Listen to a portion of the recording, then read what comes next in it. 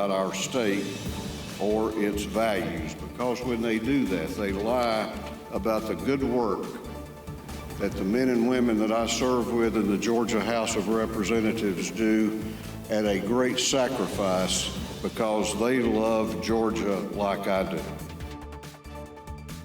House Speaker David Ralston blasts President Joe Biden for criticizing Georgia's SB 202, Georgia's massive election law passed during last year's legislative session.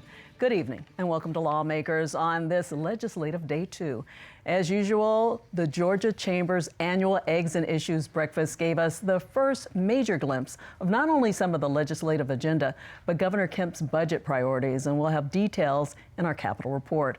High on just about everybody's priority list is reining in rising crime statewide. We'll talk about that and some of the bills we might expect with 2 lawmakers on the Senate Public Safety Committee. And it's because of the increase in crime that proponents of the Buckhead cityhood movement say that area should separate from the rest of Atlanta. On the show, one of the sponsors of the Senate bill is here, and a lawmaker who represents the area and opposes it. But first, for our rundown of the news of the day, let's head to the Gold Dome and Capitol correspondent, Brenda Waters. Hi, Brenda. Hey, Donna. Members of both the House and the Senate are still pretty psyched about Georgia's 33-18 win over Alabama. Now, this is how things began in the House.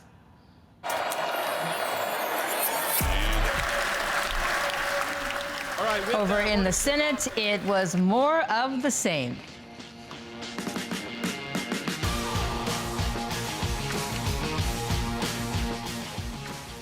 Then it was down to business. Senate Resolution 363 was read, which would amend the state constitution in terms of who can vote, something Secretary of State Brad Raffensperger mentioned in his press conference yesterday.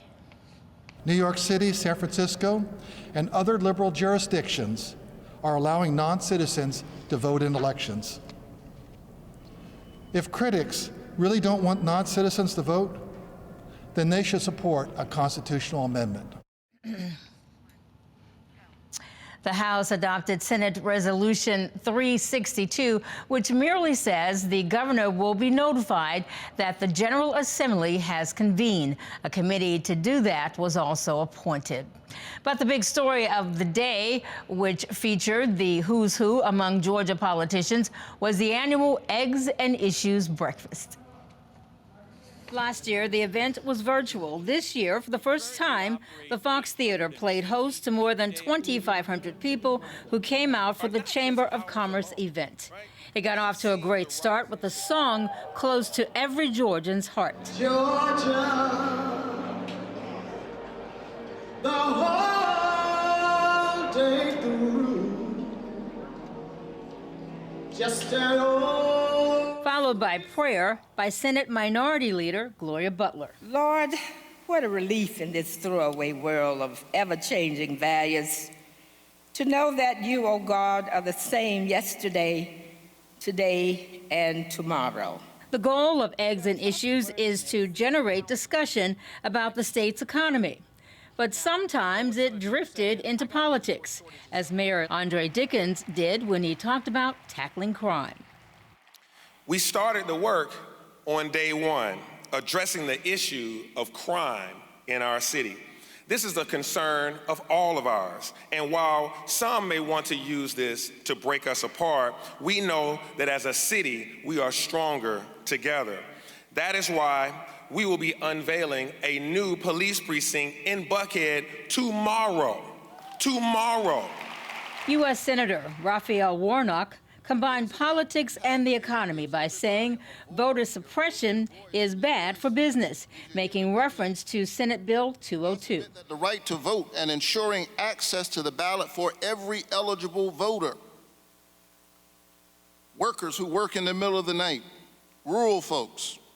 This helps lay the pathway to the policies that impact each and every one of your businesses, your employees, and your customers. Restricting access to the ballot is not good for Georgia, and it is certainly not good for Georgia business. Speaker of the House David Ralston shot back with this. Yesterday, both the president and vice president came to Georgia. I was sure it was to celebrate the national championship, our position as the #1 state in the nation in which to do business, our position as the #1 state in the nation for election integrity,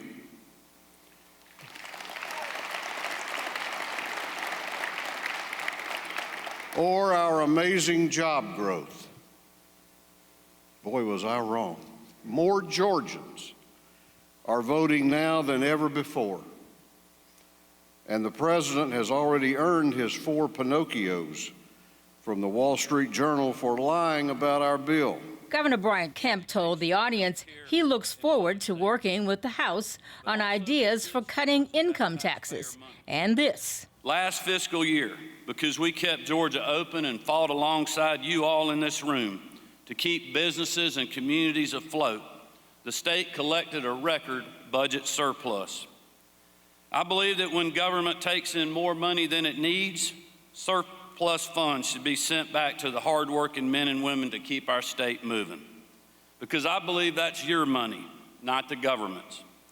That's why my amended 2022 budget authorizes the Department of Revenue to provide $1.6 billion in refunds to every taxpayer in our state.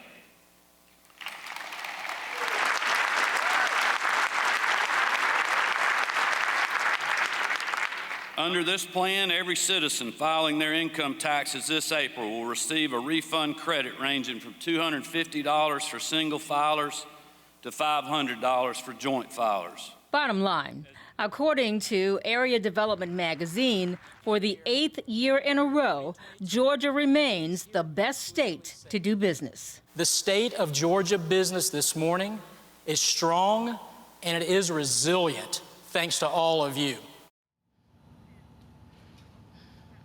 Now, Donna, you will have a one-on-one interview with the president and CEO of the chamber tomorrow. That's my Capitol Report. Back to you. And thank you so much, Brenda.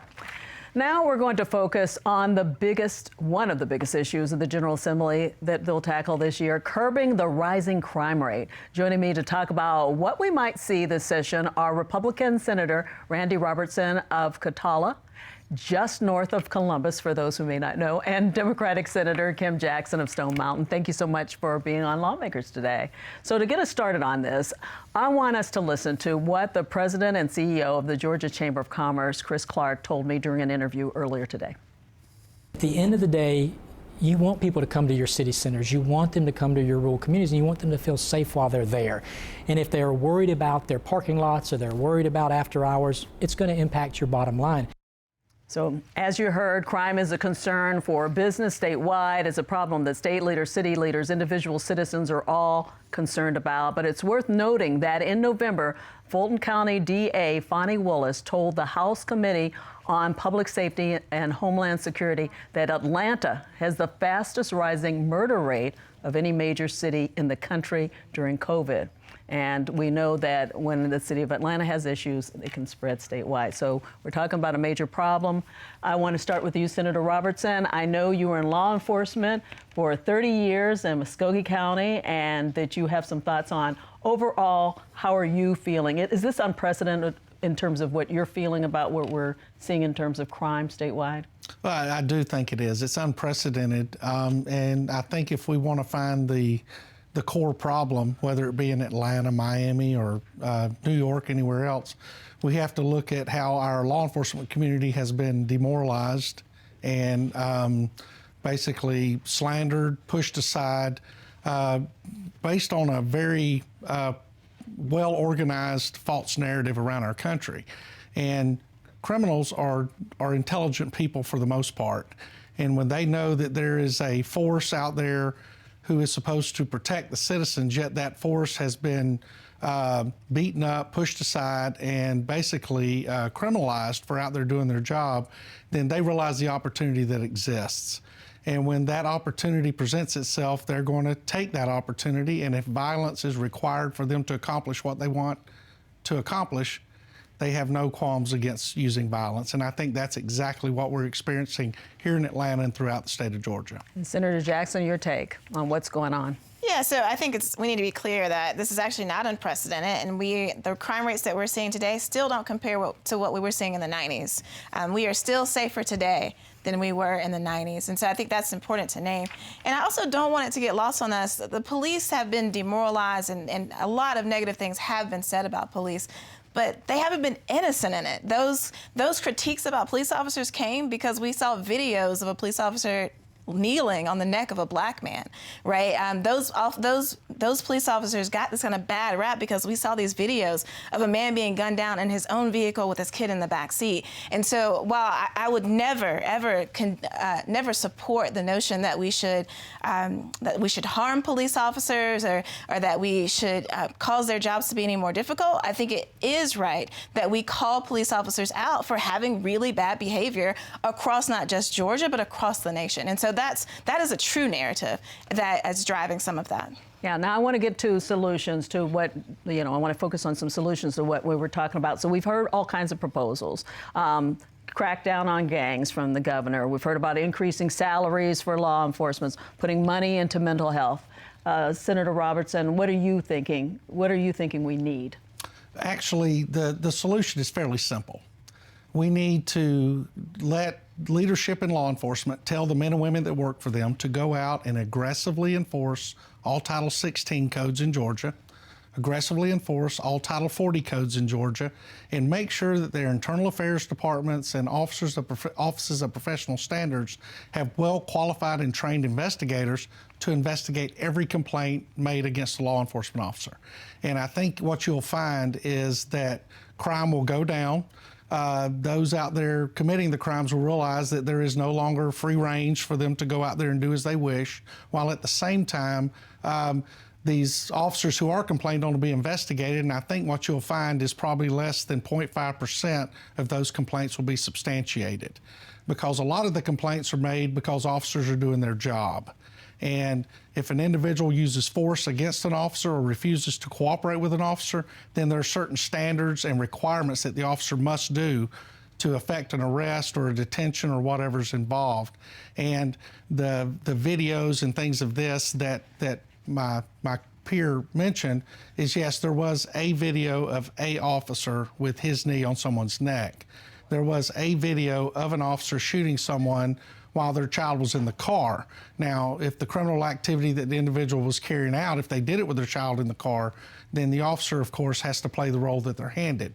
But basically, the solutions are not that complicated. Salary is not always the issue. Sometimes it's just benefits and support. So you think that's enough? You think that what you're talking about is enough? You're saying salary won't do it, shoring up more on the crackdown on gangs, giving more to the GBI, mental health issues? No, I'm saying that's all part of it, but I'm saying if you want to, the simplest approach, which involves some of those things, are empowering those officers to go back out and do their job the way they were doing it prior to 2020. We can't take an anomaly and destroy an entire profession because of an anomaly. Now, mental health issue, I don't think any of us deny the mental health problem that exists in the United States today. We were discussing before we started about the addiction we have to technology, cell phones, things of this nature. All of these things have a horrific impact on the young people coming up today, and they're dependent on it, and it's causing more damage than we realize. What we have to determine is, what do we want a law enforcement officer to be? Do we want them to be the mental health professional? I'm a CIT instructor. I went to college to be a law enforcement officer, not a mental health professional. But because society has pushed all these responsibilities into the laps of the men and women of law enforcement, who 99% of the time are dispatched by 911. These aren't rolling up on things and finding them. What we have to determine is what we want law enforcement to be, and let them be that. So the Lieutenant Governor has talked about putting money into having mental health professionals help the police department with all of those things. But I want to make sure we get Senator Jackson in. In terms of solutions, your ideas. Yeah, so I just want to name that I get really nervous when I hear about aggressively pursuing any type of law, any type of citizen when it comes to policing. We have been in that place where police have aggressively tried to address Title 16 issues, and what we found is that Black and brown people, by and large, became over-policed. And ultimately, not only were they over-policed, they were over-incarcerated. And that destroys Black and brown families. And so I get nervous. I know that that's one of the solutions, no doubt, that will be offered, is that we will encourage more aggressive policing, and no doubt we'll probably see some bills that will offer some mandatory sentences. And I don't think those are the solutions. I think the solutions rest in pairing law enforcement officers with mental health professionals who can help in that area. I think some of the solution is in making sure we have programs for young people to be involved in, so that they have an option that's not a gang, right? I think what we see is that most of the crime that's being committed is being committed by young people between the ages of 16 and 23. They need good places to go where they can make money to support their families, because that's often what they're involved in, right? And they need programs that help create a pathway where they can have some success. That, to me, is the real solution. It's not more law enforcement being more aggressive. It's really giving kids, because they're kids, good places to go where they can learn and where they can have a more productive life. Okay, I want to get in something really quickly before we're always running out of time. I know you're a sponsor on the Buckhead cityhood bill, right? That's correct. Tell me why. Mine's very simple. A lot of people think it's because of criminal justice and because I'm a law enforcement officer, but actually it's because of voter rights. I think any citizen has a right to vote and determine where they want to be. We're not setting a precedent by this. Sandy Springs did it, Johns Creek did it, other places have done it. And I heard somebody say today when they asked, well, why not let the entire city of Atlanta vote? Something I've heard today is I don't recall reading anything about the Revolutionary War where we allowed the British to vote. But if the citizens of Buckhead get together and they decide that they want to exit or choose, they have the right to vote. To me, whether there becomes a Buckhead city or whether there doesn't become a Buckhead city is not the question. We're talking about Senate Bill 202. We're talking about everything else. Let those involved have an opportunity to put their mark on the ballot, and let's see. Okay, we're going to talk about that more in our next segment, but I want to get something. You're both on public safety, and one of the things you talked to me about, and that is law enforcement death benefits for the families of those who lose law enforcement officers. Yeah, so what we know is that second to COVID, the leading cause of death among law enforcement officers and public safety officers in general, and I want to be clear, when I'm thinking about public safety, I'm also including firefighters and EMTs. I served as an EMT. But the leading cause of death for those folks is suicide, second to COVID. And so what we have right now in our state laws is that if an officer commits suicide, their family will not be entitled to the death benefit that we provide to any officer who dies in the line of duty. And so I want to change that law, because what we know is that being a law enforcement officer, and certainly Senator Robinson can agree with this, it is incredibly mentally taxing. It's a very hard job, and suicide can sometimes be something very sadly that takes people out. And so I want to make sure that those families are cared for, because those law enforcement officers and those public safety officers have given so much to us that I think that's the least we can do, is to make sure those families are taken care of. Okay, we'll be following that bill. I want to thank you both for being here today. We'd love to have you come back on, because I think there's so much more to talk about. But coming up, we'll continue talking about crime and other issues related to the Buckhead cityhood movement with two members of the Senate Public Safety Committee. You're watching Lawmakers on GPB. A proud partner of Georgia Public Broadcasting and Georgia Lawmakers. Cigna's mission is to improve the health, well-being, and peace of mind of those we serve. More at Cigna.com to learn how you can help support your employees' physical and emotional well-being. Lawmakers is made possible by Georgia Farm Bureau. With over 80 years of helping everyone understand the importance of agriculture in our state. After all, ag is Georgia's #1 industry. Food and fiber production represents over $74 billion in output of Georgia's strong economy. The Georgia Farm Bureau legislative team works to represent producers across Georgia at the state capitol during the session and year-round. Georgia Farm Bureau, the voice of Georgia farmers. Georgia Humanities, connecting people and communities across Georgia to encourage conversation, education, and understanding. Find out more at www.georgiahumanities.org.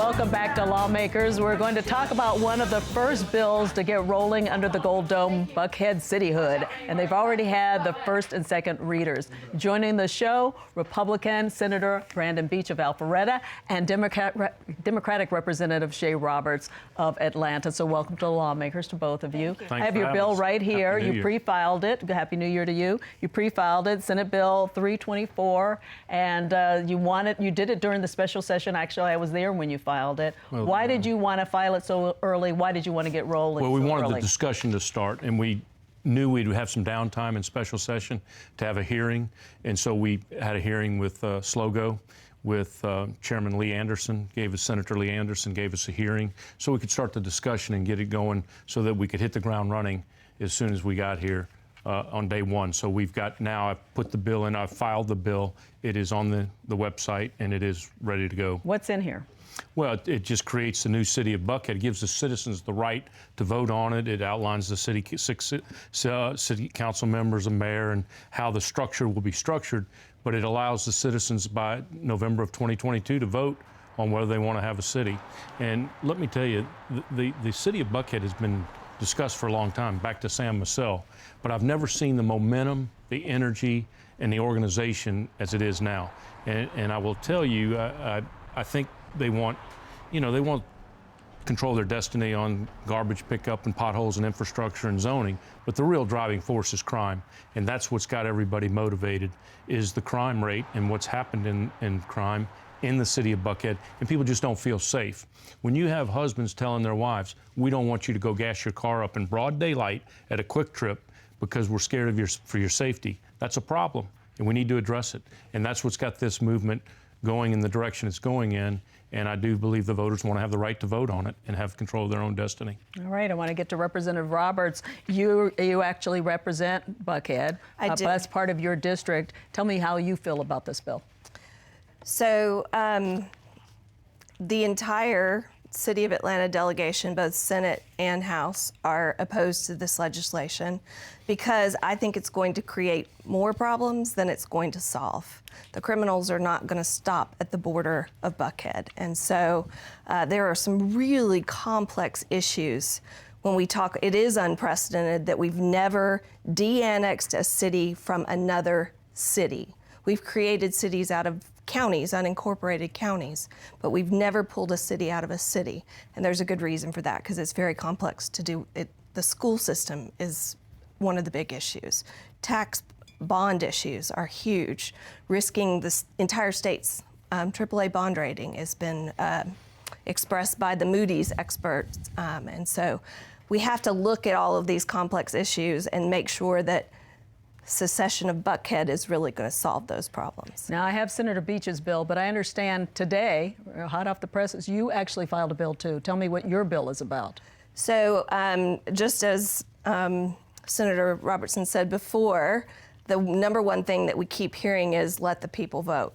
And so my bill, which I filed today, it'll be first read on Friday, actually says that when you are doing this unprecedented thing of pulling a city out of another city to create a new city, that the entire city gets to vote, and it requires a 57.5% vote instead of just 50% plus one. And I came up with that number because Representative Todd Jones is the one that brought the bill in the House. He's up in North Fulton County, not in the city of Atlanta. And in 2017, he proposed a bill for cityhood up in his area, and he decided that it warranted a higher vote count. And so I figure what's good for the goose is good for the gander, right? So you filed that today. Yes, so ma'am. We'll see what happens with that. As we go further, I want us to listen to remarks that Lieutenant Governor Jeff Duncan made last week, and then we'll talk about them. The weight of this really rests in the details. How are you going to educate kids in the city of Atlanta? Is that agreement already made? The answer is no. How are you going to handle the fiscal fallout from creating a city of Buckhead with bond packages and sewer packages and water treatment facilities? So, Senator Beach, that's a little bit of what Representative Roberts talked about. The Lieutenant Governor talks about these details. What about those details? Well, you know, when we created the city of Milton, the city of Johns Creek, and the city of Sandy Springs, Fulton County said it would be doom and gloom and they would be out of business. And they would have to cut staff. they've grown their government, even though Sandy Springs, Milton, and Johns Creek created their own government. So I don't buy into the fact that we can't get through all these details. We can address the bond issues, we can address the school issue, but going back to the crime issue, I would just disagree respectfully, Representative. If you go from 80 police officers to 250 police officers, you're going to make a dent in crime. There's just no doubt about it. The numbers will help decrease the crime, and it won't spread anywhere north or south or east or west. So I think the crime is happening in Buckhead, and if you go from 80 police officers to 250, and they're given the opportunity to police and do their job, you will see a dent in crime and a decrease in crime. So the new mayor of Atlanta is talking about increasing it. That's not going to be enough? Well, I just heard that when I was sitting here listening to lawmakers. I did not go to Eggs and Issues this morning, so I did not hear his comments. But that is a good start, and I'm glad he's going to put some emphasis on the Buckhead crime issue. Yeah, your thoughts on some of these details? Well, I mean, I'm not going to say that there is not increased crime in Buckhead, in all of Atlanta, in Georgia, across this country right now. I mean, the pandemic has exacerbated it, but I don't think a divided Atlanta is going to solve those problems. And I think we need to give Mayor Dickens the opportunity to get his team in. He's been meeting with the zone commanders at all of the police zones, including Zone 2 a couple of days ago. He's implementing a new precinct in Buckhead tomorrow. And so I just think that people are getting, there's going to be unintended consequences that are going to make more problems than solve them. And I think we need to give Mayor Dickens an opportunity, because I think one Atlanta is better for everyone. You're on a joint delegation. You guys had a meeting today. We did. It was the joint House and Senate delegation held a hearing essentially on Zoom, and we invited several experts to come and speak. We invited the head of the cityhood movement, Bill White. It was not a convenient time for him. We offered him 4 other times. Those didn't work. We've reached out and asked if there's another time for him, and we have not heard back. But we had someone from the Atlanta Public Schools on. We had an attorney on to talk about charter issues, school charter issues. We had lots of good experts on, and there were 140 people on the Zooms who are tuned in and watching. So you represent the area, and there are no other lawmakers who represent the area who are supporting the bill. You're in Alpharetta. Why did you want to support Well, I got approached by it because somebody from the Fulton County delegation does have to carry the bill. And so I was approached about it about 10 months ago. I saw the passion of these folks and how they wanted some solutions to their problems. And then we had to do a feasibility study. And then when I saw the results of the Valdosta State feasibility study, I just said that fiscally this makes sense. It can happen. And we addressed the bond issue in the bill. We addressed the school issue in the bill. So we can transition and make this a very good, seamless transition if the voters get the chance to vote and they vote for it. And it's moving along pretty fast. And do you see that I mean, it sounds like you're trying to gather more information. Do you feel like you'll have enough time for information gathering in this process? I think we have all of the information that we need. But I think the issues that he says have been addressed by the bill, I don't think address the issues that we're talking about. There's so much to talk about with this. We've run out of time. Okay. Thank you both so much for being here. I hope you'll come back. Thank you for joining us tonight on Lawmakers. You can join the conversation on Facebook and Twitter at GPB News using the hashtag GPB Lawmakers. Also, don't forget to tune in tomorrow morning at 9 a.m. on GPB, your GPB station, for Political Rewind with Bill Nigut. And join us tomorrow for Legislative Day 3 and an hour-long show. You'll hear Governor Brian Kemp's State of the State address and the Democratic response, plus my interview with the President and CEO of the Georgia Chamber of Commerce. Have a good night.